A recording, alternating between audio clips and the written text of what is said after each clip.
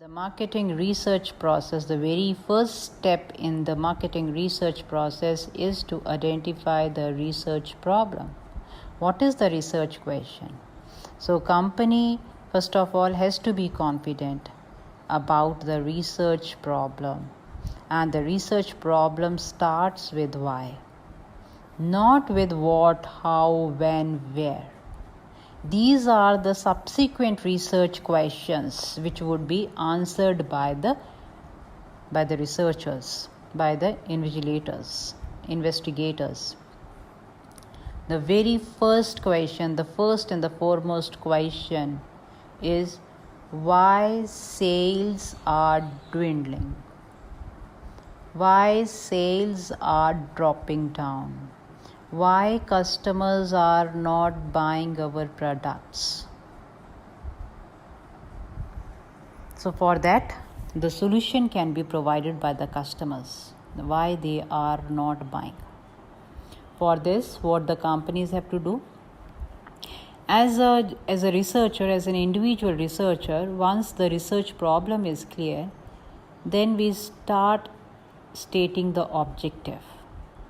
Objective means the research objective, which means now if the research question is why customers are not buying our products, if this is the research question, or for an individual researcher, if the research question is why customers are not buying brand X, why customers are not buying brand X. As an individual researcher, I want to know why customers are not buying brand X.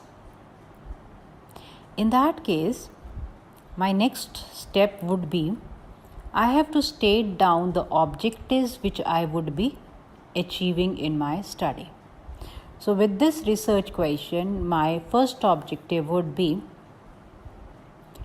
that to understand the perceptions of people towards brand X, which means how do they perceive, how do they take brand X vis-a-vis brand Y, brand Z. So first it would be to understand what are the perceptions of the customers towards brand X. My next objective, second objective would be what are the perceptions of customers towards brand Y and brand Z. If they are not buying brand X, it means they are buying either brand Y or brand Z, if we are assuming there are 3 brands in the market.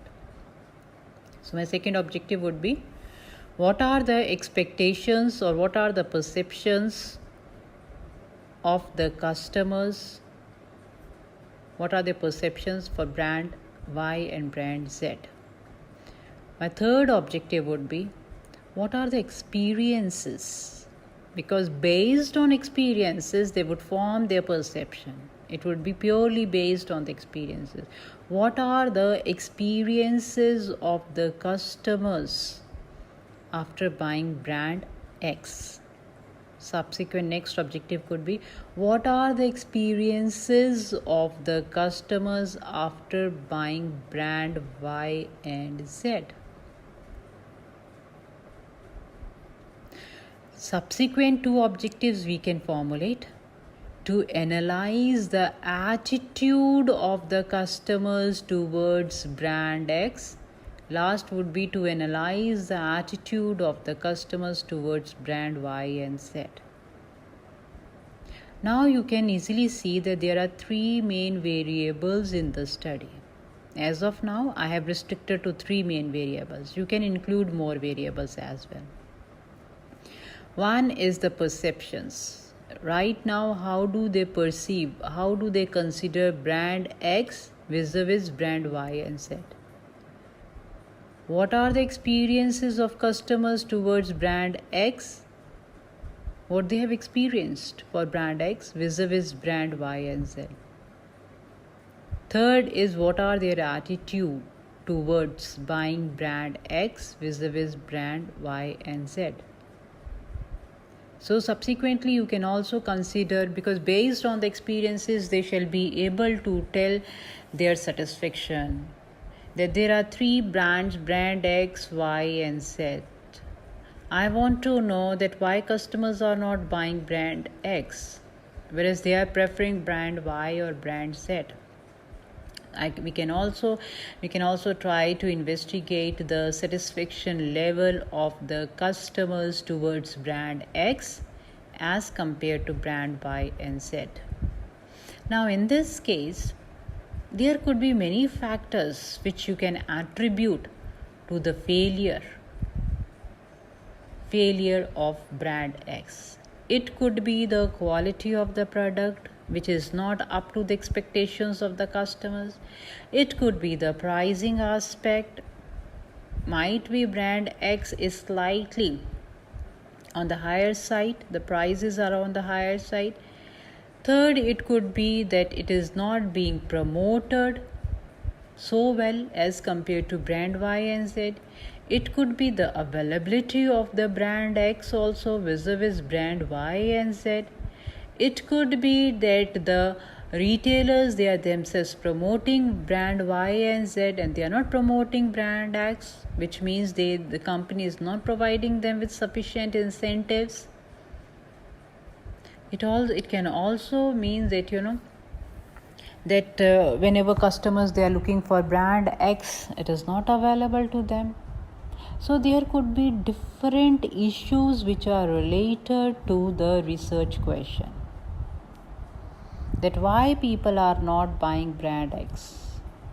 People are not buying brand X because of these reasons. There could be different reasons for it. Different factors responsible for not buying brand X. So now, if you remember, we started with the research question, why? Why customers are not buying brand X? Now we have come down to answering what? What are the reasons behind the failure of brand X? What are the reasons for the success of brand Y and Z? Because when we talk about the market or marketing research, we should not forget to keep into consideration the strategies, the policies of our competitors. Our competitors, they would snatch our customers. They would lure our customers based on certain factors. They can lure them only when they provide them with some incentives. So what are the strategies and the policies of the competitors? So companies should not forget that what are the policies and the strategies that are being followed by the competitors. Now, in this case, we have in the second step, we have started with what. What are the factors? Which means now, once we have stated the research problem, research question, we have come down to the research objectives. In order to achieve these research objectives, then what we do is we set up the research hypothesis. Setting up of the research hypothesis means, what is first of all hypothesis? Research problem talks about the research question. Research objective talks about the aims, the targets of the researcher, of the company. Research hypothesis talks about the certain assumptions which are being made. Now, on what basis the companies make the assumptions? The companies, they make the assumptions based on their previous experiences, based on the similar problem which they faced in the past. Whereas an individual researcher, how an individual researcher would make certain assumptions. So if we have three brands X, Y, Z, we are hypothesizing, we are assuming that the satisfaction level of customers toward brand X is lower as compared to Y and Z. But how we have assumed it? How have we assumed this? What are the parameters on the basis of which we have made this assumption? So, students, an individual researcher would review the literature. An individual researcher would review the literature on brand equity. Would review the literature on brand equity.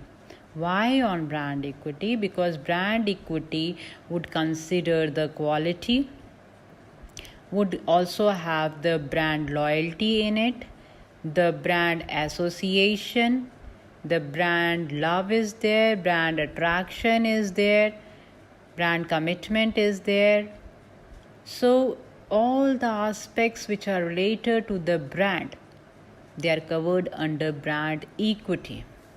All the attributes of a brand are covered under brand equity.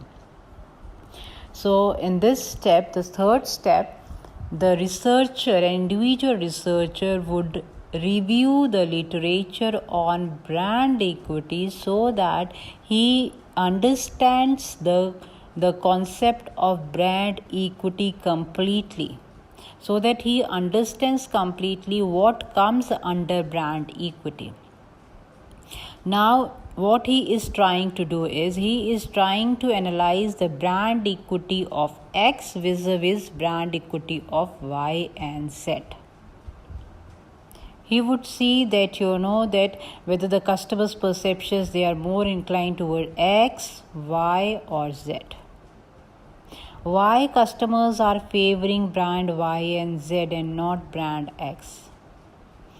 Why customers, they feel themselves committed towards brand Y and Z, not brand X? So he would understand what all comes under brand equity. So it is brand awareness also which comes under brand equity. So beside having the quality, the product quality or the service quality, we have brand awareness, brand association, brand trust is there, brand commitment is there, brand loyalty is there. So all these attributes, the dimensions, they fall under brand equity. All they come under brand equity.